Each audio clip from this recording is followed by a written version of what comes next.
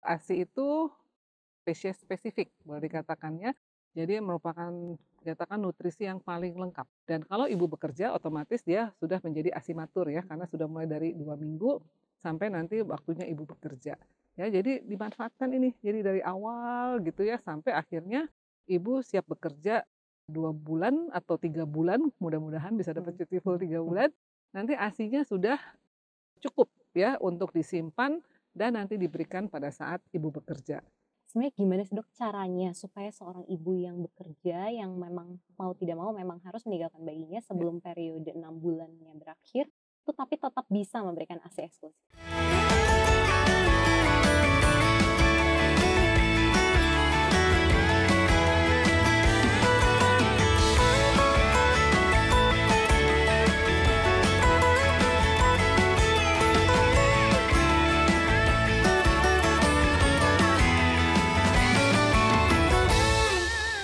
Bismillahirrahmanirrahim. Assalamualaikum warahmatullahi wabarakatuh.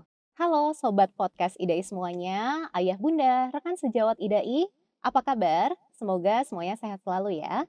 Kali ini kembali bersama saya Dr. Tiara Nian Paramita, spesialis anak sebagai host podcast IDAI pada hari ini.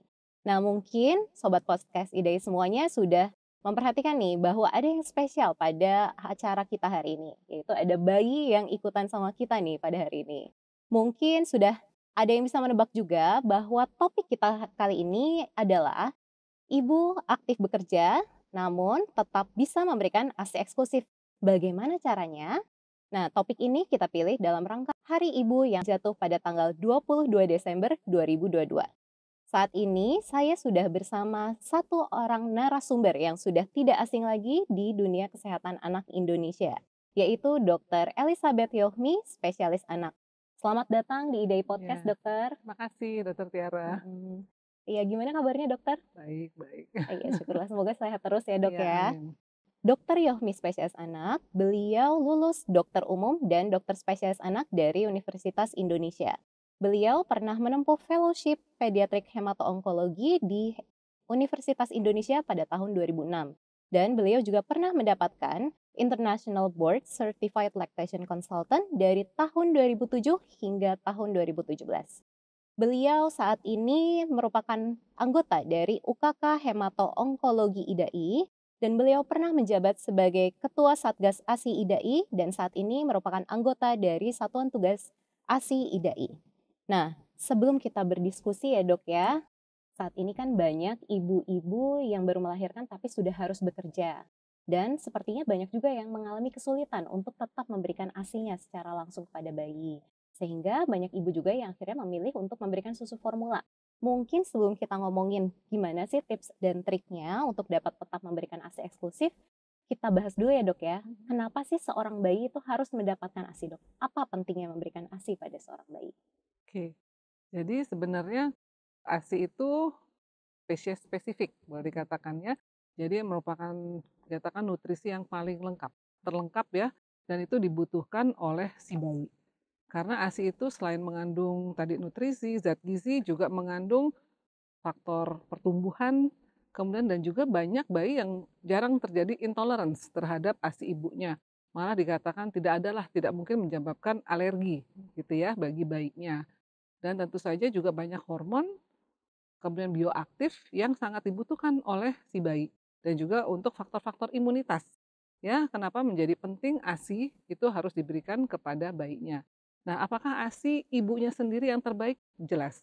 Ya, karena ASI ibunya sendiri itu sudah dipersiapkan oleh Tuhan. Misalnya ada bayi prematur, dia lahir, tentu saja ASI-nya pun sudah disiapkan komposisinya sesuai dengan kebutuhan si bayi yang prematur. Kalau bayinya matur cukup bulan gitu ya, berarti ASI ibunya juga sudah dipersiapkan untuk bayinya yang lahir cukup bulan seperti itu. Ya, jadi itu boleh dikatakan tidak tergantikan ya. Seperti itu. Baik dokter, jadi intinya ASI memang tidak tergantikan ya Ya. dok ya. Apa saja sih dok sebenarnya kandungan yang terdapat dalam ASI? Oke. Jadi tadi ya selain dari nutrisi ya, jadi energi, karbohidrat, protein, dan itu pun istilahnya sangat dinamis, berubah setiap saat. Ya, kalau dokter Tiara sudah pernah mendengar ASI bayi baru lahir itu berarti ibunya mengeluarkan namanya kolostrum. Ya, kolostrum itu, sangat sedikit dan sangat pendek waktunya, biasanya 0 sampai 4 atau 5 hari. Dan itu dikatakan protein dan zat antiinfektifnya yang paling tinggi. Dan itu memang yang sangat dibutuhkan oleh bayi. Ya, dia tidak butuh dulu untuk naik berat badan, ya, jadi energi lemaknya belum terlalu tinggi, tetapi proteinnya tinggi. Nanti berikutnya, setelah 5 sampai 10 hari atau sampai maksimal 14 hari, itu dia berubah menjadi namanya ASI transisi. Ya, barulah nanti menjadi ASI matur. Ya, bayangkan ya, Tuhan sudah menciptakan sedemikian runut gitu ya. Jadi dan itu tidak bisa tergantikan ya oleh dikatakan tadi susu formula. Dan kalau ibu bekerja otomatis dia sudah menjadi ASI matur ya karena sudah mulai dari 2 minggu sampai nanti waktunya ibu bekerja. Ya, jadi dimanfaatkan ini. Jadi dari awal gitu ya sampai akhirnya ibu siap bekerja 2 bulan atau 3 bulan, mudah-mudahan bisa dapat cuti full 3 bulan. Nanti ASINya sudah cukup ya untuk disimpan dan nanti diberikan pada saat ibu bekerja. Itu satu. Dan yang kedua adalah tadi faktor bioaktif. Bioaktif itu menjadi penting ya karena itu yang tidak bisa dibikin ya oleh perusahaan manapun ya karena di situ ada faktor ada enzim ya, hormon, kemudian imunoglobulin. Ya, dan yang paling penting itu ya seperti namanya secretory immunoglobulin A. Dan dia itu yang sangat penting untuk imunitas di saluran cerna. Supaya bayi itu siap nanti pada saat kalau ada patogen atau kita sebut benda asing, entah kuman itu untuk melapisi, men-shield daripada saluran cerna sehingga bayi itu lebih tahan. Dan nanti dipersiapkan juga nanti pada saat makan pun dia sudah mengurangi resiko intoleransi maupun alergi nanti. Seperti itu. Jadi emang luar biasa. Luar biasa Oh ya, sekali. satu lagi Dokter Apa lagi, Tiara, Dok? tadi kita ngomong keuntungan untuk bayi nih. Iya, Ternyata ibu juga mau dong dapat keuntungan dengan menyusui gitu ya Iya. atau memberikan ASI. Ternyata banyak juga keuntungan. Ya, malah dikatakan mengurangi resiko terjadinya kanker. Ya, Oh, bahkan kanker ovarium dan kanker payudara. iya. Bayangkan dengan melahirkan dikatakan si situ sudah mendapatkan keuntungan. Kemudian dia menyusui, dia mendapatkan keuntungan lagi, mengurangi resiko kanker payudara. Malah dikatakan semakin lama ibu itu menyusui, resiko kanker payudara malah lebih turun ya, Dok? makin turun lagi ya karena ada yang disebut namanya Hamlet ya. Jadi itu adalah baru ditemukan juga itu bahwa semakin lama ibu menyusui itu maka faktor itulah yang bisa melindungi ibu terhadap resiko kanker payudara, kanker ovarium. Malah mengurangi juga resiko terjadinya diabetes pada ibu ya tipe 2 dikatakan. Ya jadi memang luar biasa. Jadi ibu jangan mengeluh gitu ya kalau capek menyusui memberikan ASI ternyata ibu mendapatkan manfaat juga gitu ya dengan memberikan ASI pada bayinya. Seperti itu. Wah, luar biasa Luar sekali. biasa ya. Jadi sebenarnya tuh manfaatnya banyak banget ya, Dok, Banyak. ya. Nggak Ya, cuma buat bayi, tapi buat buat ibunya ibunya juga. juga. Jadi Ya, kalau bisa memang ibu itu harus menyusui gitu, jangan ya, sampai tidak menyusui seperti itu ya, betul. Dok, ya. Nah, Dok, tadi kan kita bahas ASI eksklusif. Sebenarnya apa sih, Dok, definisi ASI Definisi ya. eksklusif? Jadi memang bayi itu mendapatkan ASI saja sampai 6 bulan. Gitu ya. Jadi tanpa tambahan cairan atau makanan yang lain. Kecuali kalau bayi itu sakit mendapatkan obat atau vitamin tertentu yang terindikasi untuk bayinya. Ya, itu tetap kita sebut namanya ASI eksklusif ya. Itu standar tuh. Jadi kadang-kadang ibu kasih air putih itu tetap eksklusif, tidak Oh, ya. Jadi mereka pikir kalau ASI eksklusif yang penting diberikan ASI tapi boleh tambah air putih, enggak. Ya cairannya air gula atau segala macam tidak ya, kecuali kalau sakit memang membutuhkan obat itu masih kita anggap masih memberikan disebut ASI eksklusif tadi ya. baik, dokter. Jadi intinya memang harus 6 bulan dan hanya ASI aja ya, Dok, ya? Ya, Baik, Dok. Nah, seperti kita kembali pada topik kita ya. utamanya ya, Dok, ya. Sebenarnya gimana sih, Dok, caranya supaya seorang ibu yang bekerja, yang memang mau tidak mau memang harus meninggalkan bayinya Ya. sebelum periode 6 bulannya berakhir, tapi tetap bisa memberikan ASI eksklusif. Itu bagaimana, Dok, Oke. caranya? Jadi sebenarnya sih persiapan itu dimulai sejak pranatal. Ya kan kadang orang nggak kepikiran ya, pikir nanti aja pasti ibu bekerja bisa memproduksi ASI yang cukup untuk bayinya, tidak. Jadi persiapan itu mulai kita persiapkan sebelum bayi itu lahir. Jadi ibu hamil itu penting sekali melakukan konseling laktasi. Ya minimal 2 kali pada waktu hamil. Biasanya kita lakukan trimester kedua akhir ya sekitar usia kehamilan 7 bulan. Kemudian kalau bisa mendekati 9 bulan ya trimester ketiga kita sebut ya. Supaya apa? Supaya ibu itu sudah mendapatkan informasi, ya, dan pada saat waktunya melahirkan, ibu itu sudah siap. Dan kadang-kadang kalau ibu yang siap kita lihat ya ada perbedaan kolostrumnya sudah cepat lebih keluar. Ya, karena sudah lebih percaya diri. Oh. Bahkan sebelum bayinya lahir pada saat hamil, kalau dipencet sudah mulai keluar tuh Mhm. menetes. Ya, jadi itu sangat penting sekali dan banyak ibu yang belum mempersiapkan itu sejak hamil. Mhm. Dia pikir nanti setelah melahirkan pasti bisa keluar ASI, Mhm. bayinya bisa menyusui secara Mhm. baik dan ASINya keluar dengan deras. Ternyata banyak sekali kendalanya di situ karena ternyata tidak siap. Ya, nanti ada masalah puting lecet dan sebagainya gitu ya. Itu yang membuat ibu menjadi stres sehingga ASINya kadang-kadang tidak sesuai yang diharapkan. Nah, yang kedua adalah harus melakukan inisiasi menyusui dini Mmm. gitu ya. Jadi sedini mungkin bayi itu dilekatkan di dada ibunya, tidak dipisahkan minimal selama 1 jam. Ya, kemudian harus dilanjutkan dengan rawat gabung dan terus-terus menyusui pagi, siang, sore, dan malam Mhm. ya, supaya akhirnya produksi ASINya akan banyak. Banyak. Nah, kalau produksi ASEAN banyak, nanti ibu mulai bisa stok, gitu Mmm. ya. Tapi syaratnya adalah ibu itu mulai bisa memerah dan menstok kalau kebutuhan anaknya ini sudah tercukupi, Mmm. gitu ya. Jangan udah stok-stok ASI padahal misalnya kenaikan berat badannya masih kurang dari kurva Mmm. standar yang sudah disesuaikan dengan jenis kelamin, gitu ya. Misalnya kurvanya harus kita pakai ya, pakai kurva yang laki-laki yang sesuai dengan kurva pertumbuhan anak laki-laki. Dan ibu harus ngeplot terus berat lahir berapa, 1 bulan berapa, 2 bulan berapa. Ya, kalau itu udah sesuai malah berlebihan mungkin ibunya ASINya sudah banyak dan deras, bayinya sudah tidak menyusu maksudnya tidak sesering itu karena sudah cukup puas, ibu boleh menyetok, mulai menyimpan. Seperti itu untuk persiapan bekerja. Baik, Dok. Jadi Gitu. persiapannya sebenarnya panjang ya, Dok, ya? Yes, betul. Dari sebelum lahir. Jadi Mhm. jangan hanya mengandalkan baru lahir barulah mempersiapkan, jangan ya, Ya, Dok, ya? itu udah agak terlambat. Agak terlambat, tapi tetap bisa ya. Ya, Baik. Nah, tadi kita ngomongin ini ya, Dok, ya, menyetok ASI gitu, ya, memerah ASI. betul, Sebenarnya gimana, Dok, cara memerah ASI yang baik dan yang benar? baik ya. Mhm. Oke, ini kebetulan ada bayi saya Mhm. dan saya membawa namanya breast model ya Mhm. atau model payudara. Oke. Jadi kalau kita lihat kita harus tahu juga anatominya ya. Jadi kalau payudara setiap ibu pasti berbeda-beda. Bentuk, baik bentuk payudara, besar Mmm. kecil payudara, bentuk puting juga berbeda-beda. Luas yang ini daerah yang lebih gelap namanya areola juga berbeda-beda ya. Tetapi sebenarnya bentuk maupun besar kecil itu tergantung dari jaringan penunjang ya dan Mmm. lemak tiap individu itu berbeda. Tetapi dikatakan bahwa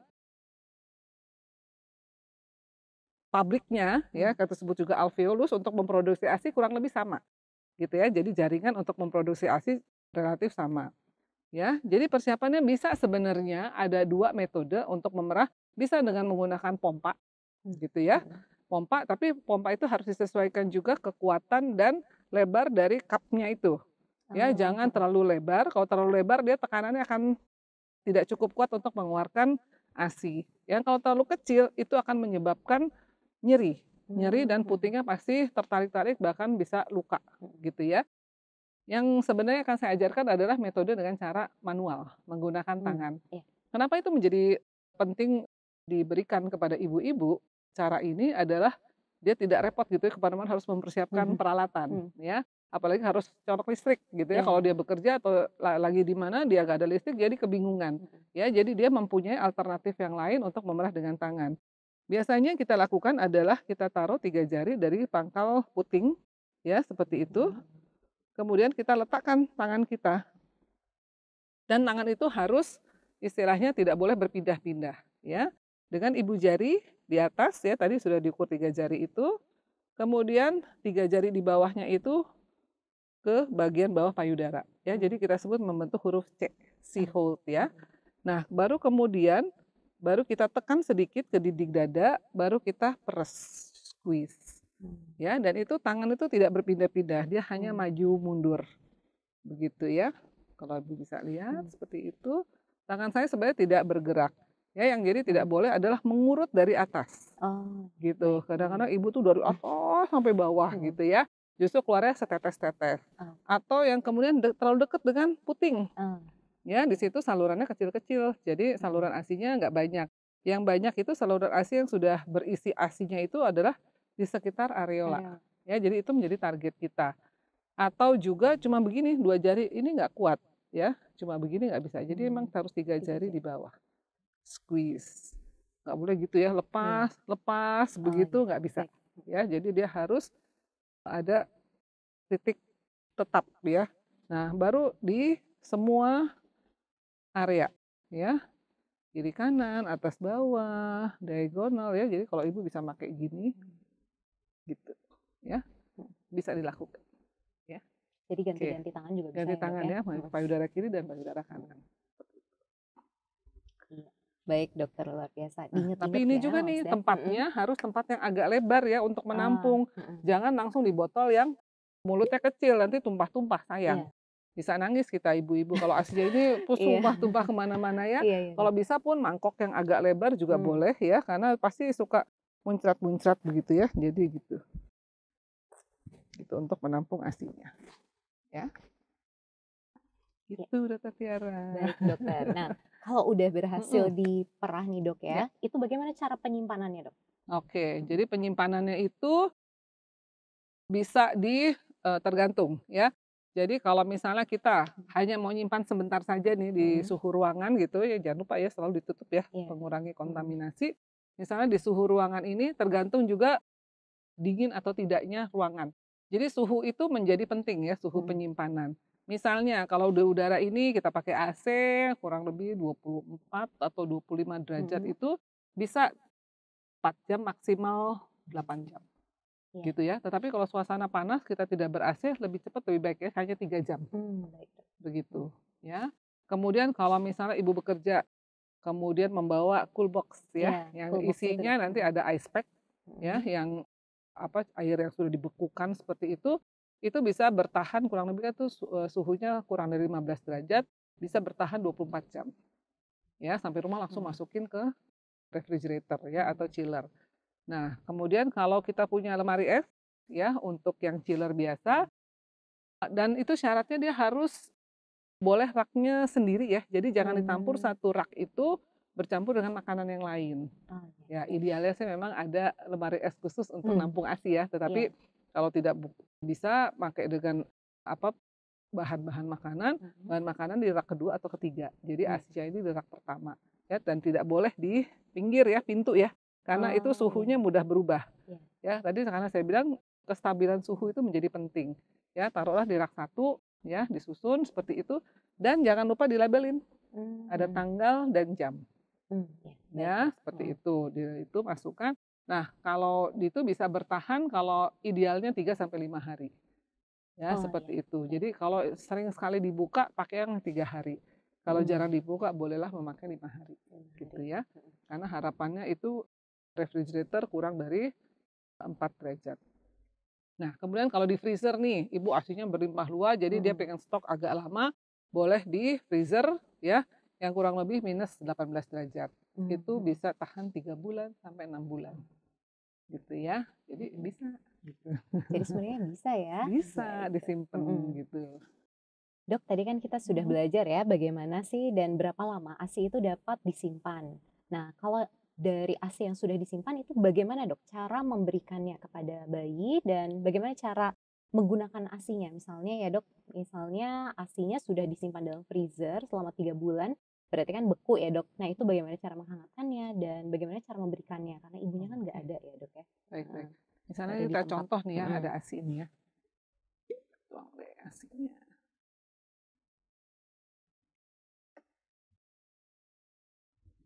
Misalnya nih ASINya udah beku ya. Kalau ASI beku dari freezer, misalnya mau dipakai besok gitu ya, jadi diturunin ke chiller dulu.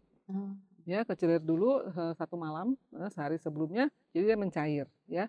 Tapi bisa juga misalnya kelupaan ya, kelupaan mencairkannya dan ternyata bayinya sudah mau minum gitu ya, lupa. Jadi bisa dari ASI bekunya ini kemudian dimasukkan ke air panas, begitu. Atau misalnya di air hangat yang mengalir juga bisa, ya cuma lebih lama.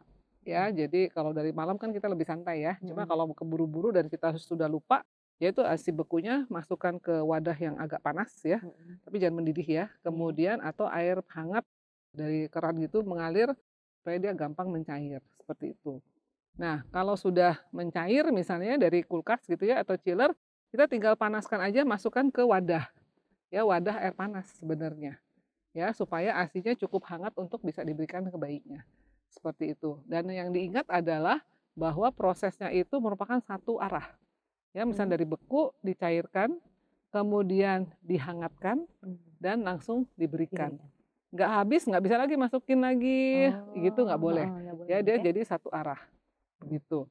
Nah bagaimana nih misalnya kalau misalnya nggak habis kan sayang nih, ibunya udah merahnya, udah berkeringat-keringat Iya. gitu ya. Misalnya makanya pada waktu dicairkan, kemudian mau dihangatkan itu yang kira-kira akan dipakai untuk bayinya saja, habis gitu ya. Kalau kurang lebih bagus diambil lagi, daripada sudah kebanyakan dihangatkan, tidak habis, mubazir. Mubazir. Gitu ya. Jadi karena kalau sudah diminum ke bayi dan dia tidak habis dalam 1 jam kemudian bolehlah ada tenggat waktu disimpan, dia nggak habis juga harus dibuang. Baik Dok. Gitu ya. Jadi nggak bisa sayang-sayang lagi karena sudah Iya, kena liur bayi dan sebagainya udah ya, udah terkontaminasi ya Dok? terkontaminasi. Jadi nanti akan tumbuh jamur, bakteri dan sebagainya. Baik. Gitu. Nah, tadi ya cara memberikan ya. Nah, iya. Jadi cara memberikannya ya kalau kita mau ngomong pemberian ASI secara direct karena ibunya tidak ada, berarti kita harus menggunakan metode yang lain. Ya, jadi cara pemberian ASI perahnya itu coba sekarang kita peragakan dengan menggunakan cup feeder ya. Jadi bayinya itu kita pangku seperti ini harus agak tegak ya, kemudian kita kasih kain ya, karena biasanya takutnya tumpah-tumpah, kemudian tangan bayinya kita masukkan ke belakang badan kita, dan tangan yang satu lagi kita pegang, ya, karena biasanya sering juga banyak gerakan tiba-tiba ya, sehingga takutnya memukul ya, atau menghempas sendok kita. Yang pertama kita bisa menggunakan cup feeder ini bisa kita isi maksimal sekitar 15 cc. Ya, mengapa ini sekarang lebih disukai? Karena ini bisa cukup lama kita berikan kepada bayinya. Posisinya seperti ini, ya. Jadi bayi ini ada posisi tegak, kemudian air susunya ini ibunya kita letakkan saja di bibir bawah bayinya. Nanti biar bayinya akan mengambil ASI-nya itu dengan menggunakan lidahnya dan bibirnya, ya. Seperti mengecap-ngecap gitu ya. Nanti ASI-nya itu akan diambil. Ya, jadi kita tidak boleh menuang seperti itu, nanti takutnya terlalu banyak ya dan kita sulit sekali mengukur, akhirnya bayinya bisa tersedak-sedak, ya. Itu yang pertama. Kemudian yang kedua, bisa menggunakan sendok kecil, ya, tetapi kita menggunakan adalah sisi yang lebar ya. Tidak boleh begini sisi ujung ya, karena pasti akan tumpah. Jadi kita menggunakan sisi yang samping ya. Ini memang lebih sulit ya, karena harus menggunakan koordinasi yang cukup banyak ya. Jadi ini ASI perahnya tadi sudah ditaruh di tempatnya, kemudian kita ambil ya, kemudian kita sendokkan seperti ini ya, ke bibir seperti ini ya. Sama seperti tadi bahwa kita memanfaatkan bayinya yang mengambil melalui lidahnya dan hisapannya. Ya, kita tuangnya hanya sampai ke ujung saja, nanti bayinya sendiri akan mengambil ya. Jadi tidak boleh dituang seperti itu. Ya. Ya, baru terakhir, metode yang terakhir, kalau misalnya tidak ada pengasuh yang bisa memberikan dua metode ini, baru terakhir bisa menggunakan botol dot ya, tetapi dengan segala konsekuensinya ya, kadang-kadang bayinya menjadi lebih nyaman dengan botol dot ya, sehingga nanti pada waktu ibunya pulang suka tidak dapat menyusu dengan baik lagi, yang orang suka katakan bingung puting ya. Jadi ada 3 metode cara pemberian minum ASI perah kepada bayinya. Teknik memerah menggunakan tangan ya, biasanya kita memakai 3 jari, kita letakkan di pangkal puting. Ya, itu sebagai titik di mana kita meletakkan jari-jari kita untuk memerah. Karena agak sulit juga, biasanya memang kita pakai 1 jari di atas areola. Kadang ada beberapa ibu yang areolanya terlalu lebar ya, sehingga jadi kurang maksimal. Ya, kemudian jadi kita taruh aja 3 jari, kemudian kita letakkan jari kita membentuk huruf C. Ya, kita sebut C hold ya. 1 jari di atas, ibu jari dengan 2 atau 3 jari di bagian bawah. Ya, kemudian kita tekan ke arah dinding dada seperti itu, ke belakang terus baru squeeze. Ke belakang terus baru squeeze, ya. Gitu ya. Tangan saya hanya maju mundur tetapi tidak diangkat dan tidak berpindah-pindah. Ya, yang sering salah dilakukan ibu-ibu adalah mengurut dari atas. Ya, dari atas seperti itu sehingga menyebabkan banyak lebam-lebam di sini ya, dan itu tidak efektif. Ada juga yang terlalu memeras, dekat ke arah puting, ya. Kita tahu saluran ASI di arah puting itu kecil-kecil ya, sehingga pengeluaran ASINya tidak bisa maksimal. Jadi target kita adalah kita ingin memerah di saluran atau duktus ya, ASI yang cukup sudah banyak menampung ASINya, ya. Sehingga pada saat kita tekan, itu dia akan langsung keluar dan menghasilkan ASI yang cukup banyak ya. Jadi letakkan satu jari seperti itu, tekan ke dinding dada, squeeze, squeeze, seperti itu. Ya, tangan kita jangan lepas-lepas ya, nanti patokannya akan hilang. Oke? Luar biasa sekali, udah lengkap banget tadi penjelasan dari Dokter Yohmi ya. Mudah-mudahan moms and dads, teman-teman sejawat semuanya, sobat podcast IDAI, semuanya mencatat nih. Pokoknya udah lengkap banget tadi dijelasin sama Dokter Yohmi bagaimana caranya menggunakan ASI yang sudah disimpan dan bagaimana cara memberi ASI perah kepada bayi. Nah dok, misalnya nih, ibu di rumah sudah melakukan semuanya yang tadi ya, sudah dilakukan semuanya, tahapan-tahapannya, sudah mempersiapkan dan baik, tetapi memang produksi ASINya masih kurang gitu dok. Dirasa kurang, mungkin berat badan anaknya juga sulit naiknya. Nah, itu bagaimana dok? Apakah ada cara lagi dok untuk meningkatkan produksi ASI? Nah, jadi memang tadi kalau step-step awal ya kita ngomong itu sudah terpenuhi, ternyata sekarang ibunya bekerja, ya ibunya bekerja, ternyata produksi ASINya kok makin lama makin turun nih misalnya gitu ya. Jadi memang yang harus diingat adalah pada saat ibu bekerja itu, ibu harus tetap memerah sekitar 2-3 jam sekali, gitu ya. Jadi kadang-kadang jangan nunggu sampai payudaranya udah penuh, baru memerah. Kadang-kadang ibu lebih senang seperti itu. Iya. Kenapa? Karena nanti hasil produksi jadi banyak gitu ya, hasilnya akan banyak. Tetapi kalau dilihat nanti lama-lama akan makin lama makin turun, ya karena ibu harus tahu bahwa di dalam payudara itu, di dalam tubuh ibu itu ada namanya feedback inhibitory of lactation. Jadi kalau ASI itu tidak sering dikeluarkan, itu hormon itu akan timbul, ya. Jadi nanti lama-lama dia akan menginhibit, namanya menghambat untuk produksi ASINya. Karena dianggap, "Oh, kok banyak ya? Kok nggak dikeluarkan ya? Oh ya udah deh, saya nggak akan produksi banyak lagi," seperti itu. Jadi tetap ibu memerah ASINya selama di kantor, di tempat bekerja itu, seperti kalau dia menyusui bayinya setiap 2-3 jam, seperti itu ya. Jadi memang kadang itu yang menjadi kendala kali ya di tempat bekerja, apakah enak gitu ya izin sama, atasannya atau teman kerjanya gitu ya. Sekarang sih kan oke lah kalau misalnya bekerja kadang-kadang ada tuh yang pompa yang bisa diselipin ya di dalam, jadi Iya. sambil ngetis sambil itu bisa. Iya. Ya kalau itu memang keuntungan kalau menggunakan pompa mesin gitu ya. Jadi sebenarnya masih bisa, yang penting bajunya kita persiapkan saja untuk Iya. menyusui, seperti itu. Dan kalau misalnya ada kesempatan untuk, memerah, bisa juga tadi memerah dengan tangan untuk mengosongkan mengosongkan dengan maksimal lah ya kedua payudara. Biasanya sih itu akan bertahan cukup lama, seperti itu ya. Jadi kalau rambu-rambunya itu dijalankan. Yang kedua, tapi mungkin pesan yang berikutnya adalah ya ibunya harus cukup istirahat juga, ya itu sebagai basic. Kemudian pikirannya juga harus yang selalu auranya positif kali ya, positive thinking. Dan yang ketiga, nutrisi juga menjadi penting. Ya, kalau lapar ya makan gitu ya. Apakah makannya harus berlebihan? Sebenarnya tidak ya. Ada boleh porsinya nambah sedikit, tetapi lebih banyak yang protein hewan mungkin ya yang ditambah, jangan karbonya nanti jadi akan menumpuk jadi lemak. Kemudian yang ketiga juga adalah, cairan harus cukup. Jadi ibu nggak boleh sampai dehidrasi.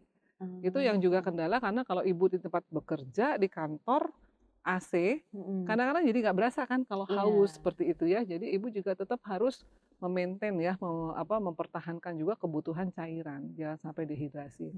Dan kalau di rumah, ibu sudah pulang bekerja, ASI perahnya itu bisa disimpan dan ibunya menyusui langsung. Oh, Itu iya. triknya ya. Jadi yang memberikan ASI perah harus orang lain ya, keluarga yang lain. Tetapi kalau bayinya melihat ada ibunya, dia pengennya langsung menyusui. Jadi bondingnya dapat lagi, pengosongan payudaranya dapat lagi, seperti itu. Nah, kalau dia cukup lama tidurnya, ibu dan mulai merasa satu payudara lagi sudah mulai ini berisi lagi, sudah mulai padat, ibu mengosongkan lagi di rumah. Jadi ibu bisa memerah di kantor dan ibu bisa memerah juga di rumah, seperti itu. Ya, jadi biasanya dengan sering, jadi istilahnya kalau udah 2-3 bulan itu proses pembentukan ASI itu lebih karena proses yang harus, supply and demand ya. Jadi sering menyusui, sering dikeluarkan, dikosongkan, nanti produksi ASI akan ter-maintain dengan baik, seperti itu. Ada satu lagi sih sebenarnya triknya adalah fungsi ayah. Oh, Ya nah gitu ya. ya, jadi ayah itu juga harus membuat ibu itu bahagia. Mhm. Ya, kemudian lakukanlah pijit. Kita ada tuh namanya pijit oksitosin. Ya, pijit di daerah punggung. Ya, dan itu membuat ibu itu menjadi rileks. Dan yang satu lagi karena kalau ibu menyusui boleh dikatakan itu kan lebih baper ya. Jadi bawa Iya. perasaan. Ya, jadi kalau bapaknya juga sangat mendukung, melakukan pijatan di daerah punggung ya, terlihat memang membantu ibu itu. Jadi kalau ibu pulang kantor juga bapaknya juga membantu ya, misalnya anaknya digendong, disendawakan, ikut menggantikan popok, mudah-mudahan deh ASINya bakal luber-luber gitu ya.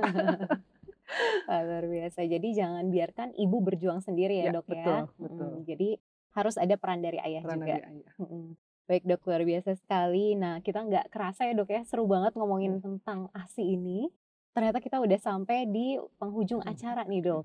Nah, mungkin Dok, sebelum kita menutup acara ini, Dokter Yohmi ada nggak apa ya pesan khusus gitu kayak take home message Take home message bagi ya. para orang tua dan teman-teman semuanya sobat podcast IDEI semuanya terkait Oke. topik kita hari ini. Terima kasih Dokter Tiara ya. Jadi kalau ibu sudah ada rencana bekerja dan ibu bekerja ingin tetap memberikan ASINya ya secara pemberian ASI eksklusif itu perlu persiapan. Dan persiapannya memang cukup lama, mulai dari persiapan pranatal. Ya, sebelum hamil segala sesuatu harus disiapkan. Kemudian juga cari rumah sakit yang bisa mendukung ibu melakukan IMD, rawat gabung, dan memberikan ASI kapanpun dan mendapat bantuan dari tenaga kesehatan yang terampil. Yang berikutnya adalah di rumah bagaimana juga cara menyusui yang tepat, posisi, pelekatan, dan juga nanti dibantu juga setelah ibu mau persiapan bekerja, carilah tempat yang bisa mengadakan edukasi ya tadi ya, bagaimana cara memerah dengan tangan, pemberian ASI perah, ya supaya semua itu menjadi satu package. Ya, satu package yang bisa membantu ibu nanti dapat memberikan ASI perahnya dan bisa menyusui secara eksklusif sampai 6 bulan. Wah, luar biasa sekali. Kita udah belajar banyak sekali mengenai pemberian ASI eksklusif walaupun ibu bekerja. Jadi pada intinya tetap bisa ya moms and dad semuanya. Nah, sampai jumpa di acara topik IDEI podcast selanjutnya. Jangan lupa saya mengingatkan untuk jangan lupa like, share, dan subscribe akun YouTube IDAI_TV. Dan dengarkan juga podcast ini di Spotify IDAI Podcast. Sampai jumpa di kesempatan selanjutnya.